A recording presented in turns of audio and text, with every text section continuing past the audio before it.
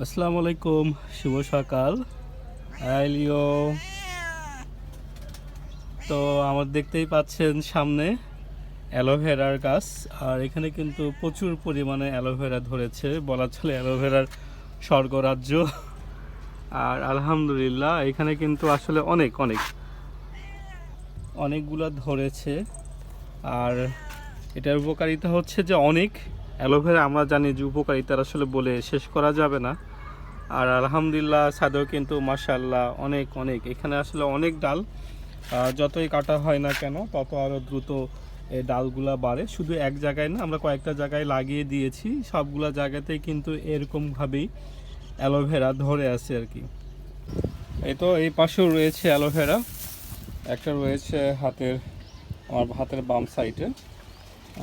এই যে লিও বসে আছে, এখানে কিন্তু প্রচুর পরিমাণে অ্যালোভেরা রয়েছে। আর আমার ঠিক এই পাশে রয়েছে কিন্তু অনেকগুলো অ্যালোভেরা।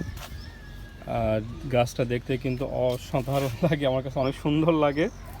আর এই যে ছোট ছোট ডাল থেকে, অর্থাৎ দু একটা ডাল থেকে কিন্তু অনেক অনেক পরিমাণে অ্যালোভেরা কিন্তু ধরেছে।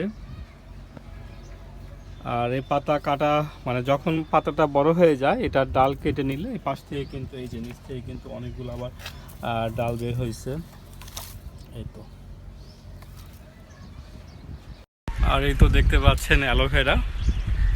আর এখানে কিন্তু যে কয়টা মানে টপে গামলায় লাগানো হয়েছে সে কয়টা কিন্তু অনেক সুন্দরভাবে হয়েছে এখানে।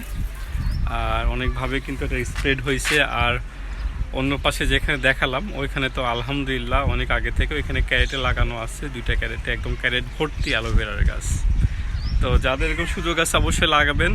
আর অ্যালোভেরা লাগানোর একটা মানে সহজ কাজ হচ্ছে, একটা লাগাইলে যদি ভালোভাবে সার টার দেওয়া যায় তো একটা থেকেই অনায়াসে প্রচুর পরিমাণে এটা জন্মাবে।